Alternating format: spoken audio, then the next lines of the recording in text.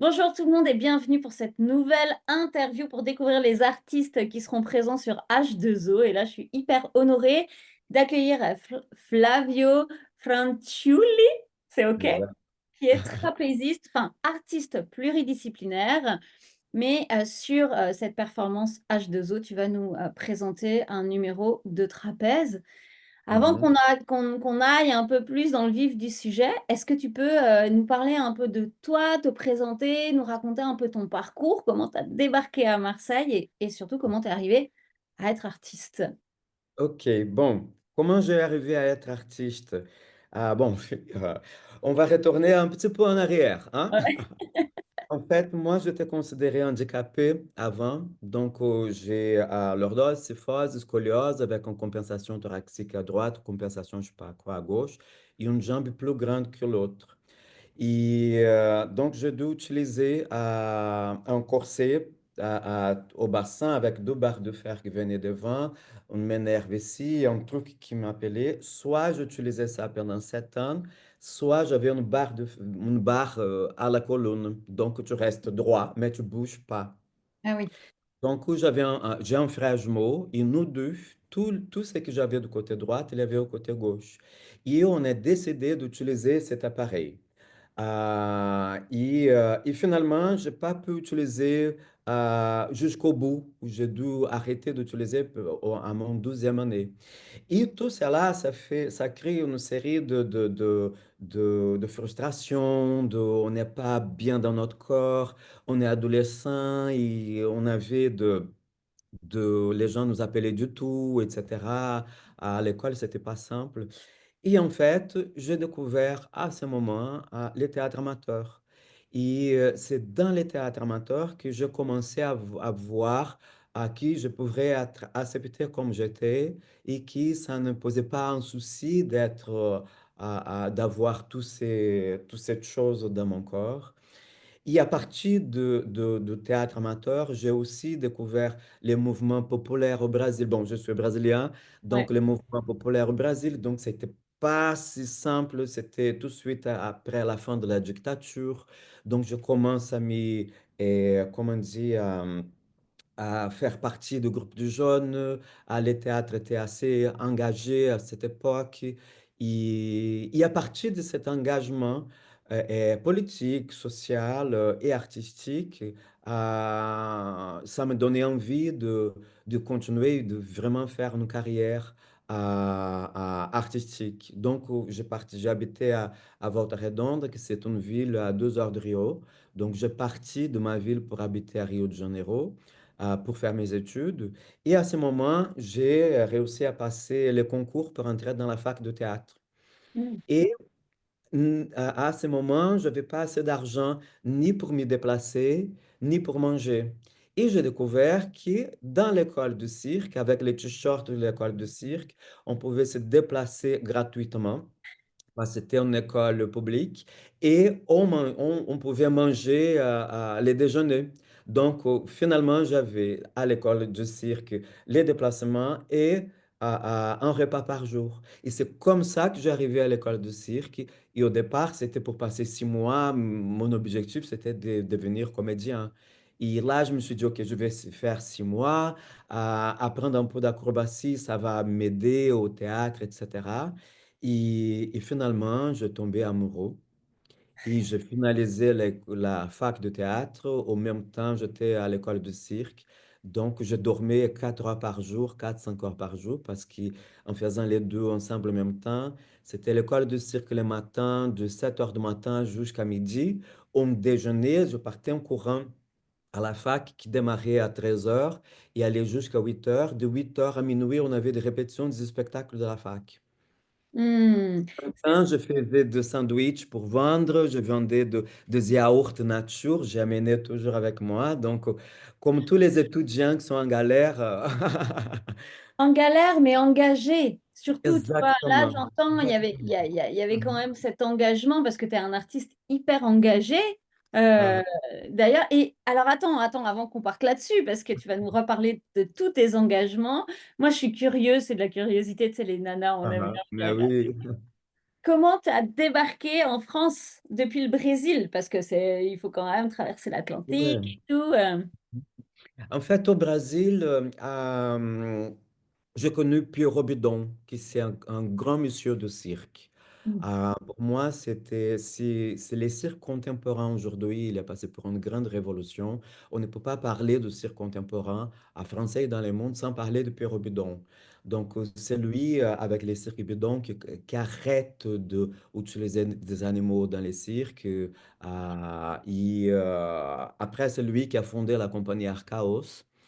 Euh, et en fait, il y a un moment où il s'est décroché de la compagnie Arcaos parce qu'il avait besoin d'autres expériences, de créer d'autres choses. Donc, il a fondé les Circus Baobab en Guinée, les Circus of Horrors en Angleterre. Il a fait la mise en scène du spectacle de la bande Uchu, qui s'était très en vogue aux années 80. Il faisait la mise en scène de Bal de la Rose de la princesse Monaco. Il est parti au Brésil pour fonder le Circo da Madrugada au Brésil. Mm. Donc, il a fait un projet spectaculaire. Il est arrivé au Brésil, il a découvert qu'il n'y avait pas personne ne savait combien de compagnies de cirque ni des écoles de cirque avait au Brésil. Donc, il a fait un projet, il a tourné dans tout le Brésil, il a découvert toutes les petites écoles de cirque, associations de cirque, etc. Donc, il a compté 80 écoles. Et il a fait à Rio de Janeiro un projet qui s'appelait Université de cirque. Il a invité un ou deux représentants de chaque école pour, pendant un mois, faire une formation dans l'école de cirque de Rio avec les plus grands professeurs de cirque de Chalon, en Champagne, de Canada, etc. Et ils ont fait les premiers spectacles du Circo da Madrugada. Ok. Et après, quand il a fondé la compagnie professionnelle du Circo da Madrugada, il m'invitait pour faire partie. Donc, on a tourné pendant 12 ans au Brésil. Et quand il est revenu en France, il a refondé sa compagnie ici en France. Il m'invitait pour venir. Donc, c'est comme ça que je suis venu direct à Marseille.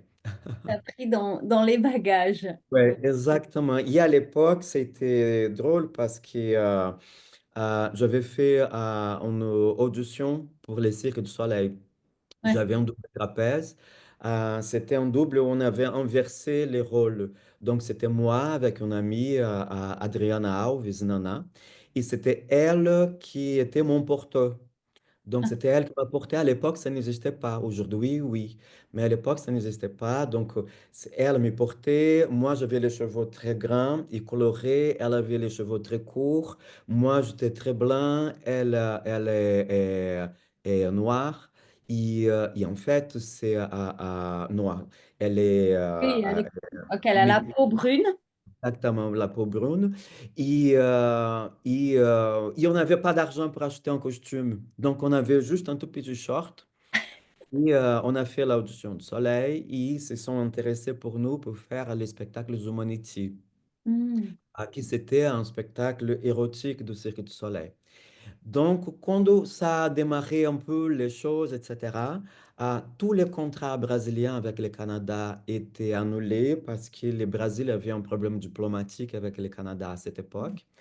Et quand Pierre Robidon a découvert qu'il y avait ce problème diplomatique, il m'appelait, il me demandait, est-ce que tu pars au soleil? Mais non, mais si tu veux, on a besoin de toi. Et 12 semaines après, j'étais ici. J'ai eu le temps de rendre mon appartement, d'appeler tous les amis. Est-ce que tu veux un frigo? Est-ce que tu veux... J'ai tout donné et j'ai parti parce que je savais que, voilà, j'ai parti pour faire ma vie ailleurs. L'appel du cœur. Quand on est artiste, j'en parlais ce matin avec Nicolas Lagarenne, il y a vraiment quelque chose C'est dans nos tripes, en fait, hein. On peut pas faire autrement. Exactement. L'aventure et de connaître le monde. Oui, oui, et partager, en fait, ce que l'on perçoit, ce que l'on connaît du monde, ce que l'on vibre, hein, en soi. C'est ça. Là, pour le festival H2O, donc ce samedi, tu vas, alors ça va être un truc tellement beau. Tu vas nous présenter un numéro de trapèze Mhm. sur le voilier. C'est ça. Donc, en fait, Mhm. tu vas être entre les mâts pour Mhm. nous partager ça avec justement les sculptures en dessous. Enfin, il va y avoir plein de choses. Et tu as choisi le thème de la solitude. Pourquoi Mhm. en fait tu as pris ce thème-là? Alors, ça, c'est, on se dit toujours qu'un artiste, il doit être lié au monde, il doit avoir un regard à qu'est-ce qui se passe au monde, etc. Je pense sincèrement que euh, quand on a un regard, une relation au monde, c'est beaucoup plus fort quand on passe pour quand on amène aussi des choses à nous Ouais, et intime. comment notre propre histoire, elle a pu s'y ajouter à ce qui se passe au monde. Donc, moi, j'ai passé pour une chouette expérience, pas toujours simple, mais quand j'ai acheté mon appartement à Marseille, euh, j'avais une chambre en plus. Donc, je loue cette chambre de temps en temps pour m'aider à finaliser mon mois. Mais de temps en temps, j'ai hébergé aussi des amis qui n'avaient pas d'hébergement, des amis qui étaient un peu un Difficulté. danger de difficulté. Et de temps en temps, j'ai hébergé à des réfugiés chez moi. Donc, des réfugiés qui étaient de passage, donc ce qu'on appelle un appartement d'urgence et qui on héberge 1, 2 jours, juste que l'association qui les amène puisse avoir un espace plus définitif pour pouvoir faire toute la démarche de documentation, etc., du visa, etc. Et jusqu'au moment qui, c'était en 2017, que j'ai hébergé un monsieur chez moi qui avait à l'époque 54 ans et il réussit, c'était la seule personne à l'époque qui réussit à s'échapper du camp de concentration pour les homosexuels en Tchétchénie. Donc lui, c'était la preuve vivante que les camps de concentration, il existe vraiment. Mm. Donc, il est parti de la Tchétchénie, il a réussi à croiser la frontière en Russie. Il était envoyé direct pour retrouver une association ici en France. Et il est venu direct chez moi. Donc, pendant des mois, et donc au lieu de passer une semaine chez moi, comme ça a été convenu au départ, il est passé un mois, il est passé 2 mois et finalement, il est passé 9 mois chez moi. Donc, pendant 9 mois, j'étais son professeur de français, son psychologue, je le nourrissais. En fait, je lui pris en charge. Et on se communiquait avec des applicatifs de traduction Ah parce oui. qu'il parlait seulement russe et tchétchène et moi, je parle portugais et français. Donc, et on a trouvé un moyen de communication entre nous. Et finalement, pendant 9 mois, on s'est fait de liens de famille. Donc, on est devenu un peu. Et en analysant, donc, il a laissé 2 enfants là-bas parce qu'il était emprisonné dans le camp de concentration, parce il était dénoncé par quelqu'un qu'il ne connaissait pas comme un possible homosexuel. Donc, il était marié avec 12 enfants. À l'époque, un enfant avait 7 ans, l'autre 4. Donc, il sait qu'il ne va plus jamais pouvoir voir sa famille parce que s'il repart en Tchétchénie, il est mort. Il sera certainement mort pour homosexualité. Donc, ça a été. Chaque fois que je me réveillais, la première chose que je faisais, c'était d'ouvrir les fenêtres pour voir s'il n'était pas en bas, si son corps n'était pas en bas tellement il était dans un état de tristesse et petit à petit, on commence à travailler cette tristesse. On commence à travailler aussi tous les préjugés qu'il avait parce qu'en Tchétchénie, même si c'est un pays musulman, ils avaient énormément de soucis avec les Arabes, avec les Noirs. Donc, c'est une communauté qui est extrêmement raciste. Bon, petit à petit, on commençait à travailler tous ces préjugés en lui pour qu'il puisse accepter la société française comme il est. Et finalement, il est parti. Et pendant ce temps, j'ai analysé sa solitude et j'ai mis en relation avec ma propre solitude. Ça m'a donné envie de commencer à écrire sur cela. Donc, c'est pour cela que j'ai créé un numéro de trapèze qui s'appelle Solitude. Et en même temps, je commençais à penser à d'autres. Donc, j'ai créé une association qui s'appelle Bapuro. Et que cette association sera aussi pour créer des spectacles liés non seulement à la solitude, mais aux rencontres de communautés qui ne se parlent pas forcément, pour manque de rendez-vous, pour manque de possibilités. Et pour faire la production et la création de mon spectacle Amélia, où je m'intéresse par la solitude de la maternité. Et du coup, c'est intéressant parce que j'allais parler d'Amélia. Dans ce spectacle, en fait, ça parle de, oui, d'une maternité. Moi, je suis maman et autant dire que, oui, moi, j'ai la chance d'avoir été très, très soutenue, mais c'est quand même quelque chose que l'on vit dans dans son corps, en fait, dans son intimité. Et il y a beaucoup de femmes qui ne sont pas accompagnées avec ça. Mais ce qui est intéressant, c'est que là, tu parles de cet homme qui est passé chez toi pendant 9 mois.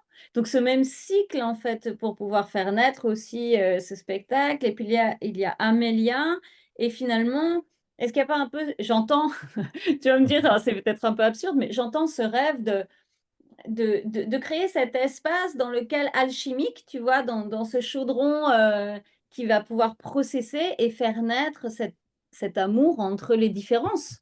Un petit peu, c'est un petit peu de ça dont tu parles, en fait? Beaucoup, beaucoup. Comme par exemple, si je parle par exemple de l'association Ambapuro, je pars, bon, c'est aussi pour créer des spectacles, mais pour moi, il n'y avait pas de sens de créer une association seulement pour faire des spectacles. Donc, je pensais quelles sont les actions que je peux faire. Et des actions simples où je n'ai pas besoin d'avoir de grosses subventions, etc. Donc, mettre un lien de communautés qui pas forcément se parlent. Et pas parce qu'ils ont des conflits, etc. Mais par exemple, si on imagine de faire, par exemple, une lecture de poèmes de femmes iraniennes lus par des hommes maghrébins. Mmh. Donc, c'est un rendez-vous qui, on n'y pense pas. Ou sinon, un rendez-vous de échange de gastronomie vietnamienne avec la gastronomie brésilienne. Qu'est-ce que ça peut donner, cela? Mais juste de faire ces rencontres avec ces origines, tu vois, Mmh. ça- juste ça, c'est déjà un acte politique pour moi. Oui. Comme par exemple faire rencontrer la communauté queer avec une autre communauté ou faire, mais toujours lié à une rencontre artistique, qu'il Mmh. soit avec de textes, de traductions de pays qu'on n'a pas l'habitude de lire ou de s'intéresser, mais toujours une liaison artistique. Et parce que je suis convaincu que l'art, elle peut nous faciliter les dialogues quand on a des conflits, Mmh. etc. Ou quand je suis convaincu que ça peut ouvrir des portes de dialogue, mais d'une façon très simple. Oui, Je parce que sais que ça va pas changer le monde, mais je peux essayer de bouger un petit peu à côté. moi, je suis convaincue qu'on est en train de changer le monde et que si chacun met la graine que tu mets, eh bien le monde change. L'océan, il est fait de plein de gouttes d'eau. Alors, il faut tous être la goutte d'eau dans cet océan. Et je crois vraiment, effectivement, que l'art peut changer les consciences, les rencontres, parce que c'est un espace de neutralité et qui, en Mhm, même temps, est un langage universel. Parce que tu parles de cuisine, mais tu vois, on peut parler du mouvement, de la couleur, tout ça, c'est universel, c'est présent dans toutes les traditions, en fait, dans toutes les cultures à travers les âges. Et donc, c'est un terrain où on peut se reconnaître, en fait, c'est ça, se reconnaître bien au-delà de l'apparence, de la langue et de la religion et de tout ça. mhm. Et Exactement. ah ouais, c'est beau. Ah, moi, j'adore l'art pour ça. Et en fait, je trouve ça un petit peu dommage et en même temps, en France, on a une grande chance parce que l'art est quand même très soutenu comparé à beaucoup d'autres pays. Mais j'aimerais voilà, que tous ces artistes soient encore plus mis en avant pour Ouais. diffuser tout ça. C'est ça, mais là, en te coupant, c'est juste pour prendre ça. Je pense qu'en France, l'art, elle est aidée, mais de plus en plus, je vois l'art être enfermé dans de petites boîtes Oui, oui, à- pour répondre à un appel de résidence ou un appel ou peut-être un dossier de subvention, etc. Soit tu dois parler de ci, tu dois parler de là. Donc, ça fait qu'en ce moment, je vois des artistes qui parlent de choses qui ne leur appartiennent pas. Et moi, je pense qu'art, pour moi, c'est toujours une urgence. mm, C'est une urgence, j'ai besoin de parler de cette urgence.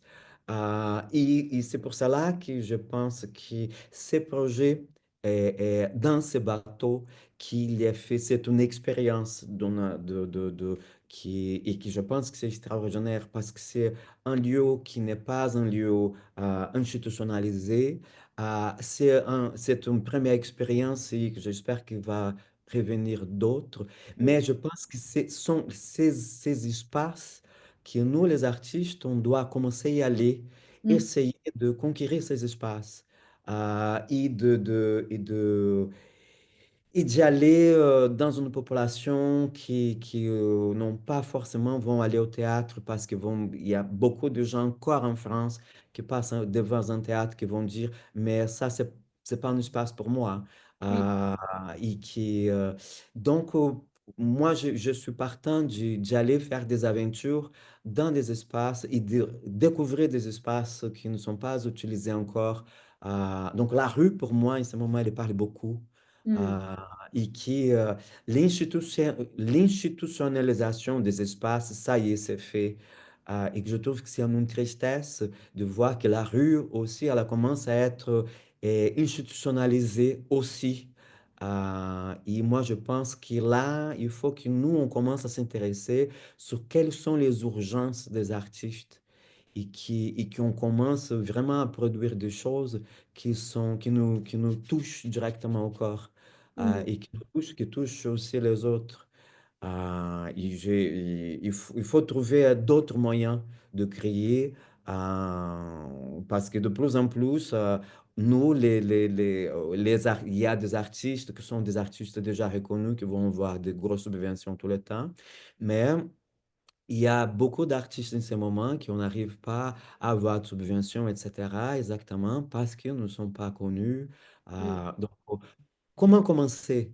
C'est ça quand même une grande question. Comment commencer? Et ces projets-là, ils nous donnent quand même cette chance de retrouver entre artistes pour pas vraiment commencer parce que les artistes qui vont être dans cette journée ne sont pas des artistes qui débutent. Mm. Mais sont des artistes qui ne sont pas des artistes institutionnalisés, sont des artistes qui sont chaque artiste engagé d'une façon ou l'autre. Donc là, pour moi, c'est un rendez-vous de rencontre artistique avec plusieurs artistes différents, avec plusieurs arts différents. Et c'est une invitation au public de venir découvrir ces artistes qui sont en train de se découvrir. Comme nous sommes là maintenant en train de se découvrir avec cette interview. Donc, c'est tellement joli, c'est une chance d'être parmi vous. Merci. Et oui, je crois que c'est une chance aussi pour le public d'être là parce qu'il va y avoir un partage énorme de joie, d'amour, de créativité.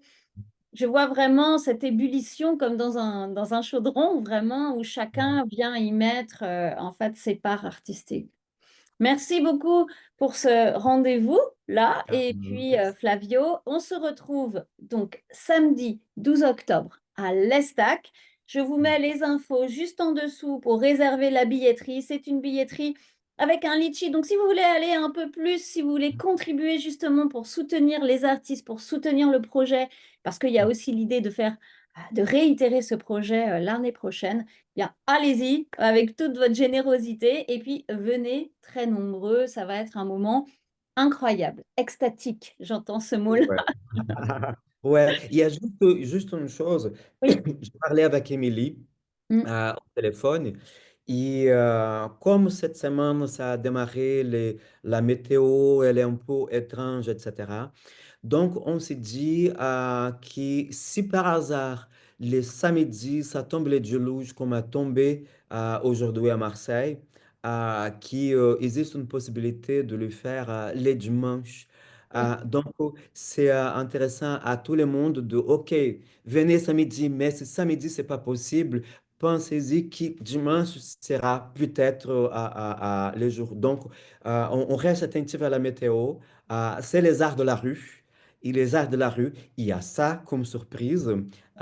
Mais là, on a trouvé une solution. Si samedi n'est pas possible, dimanche, on va faire la fête ensemble. Alors, normalement, ce matin, la météo était validée pour samedi, mais Ouais. merci de le nommer parce que voilà, en tous les cas, on sera là, on sera tous là pour vous accueillir. Donc, venez Trop bien. nombreux avec la famille, les amis et tout y Trop quoi. bien. Flavio, merci beaucoup Merci et puis beaucoup. à tout bientôt. À tout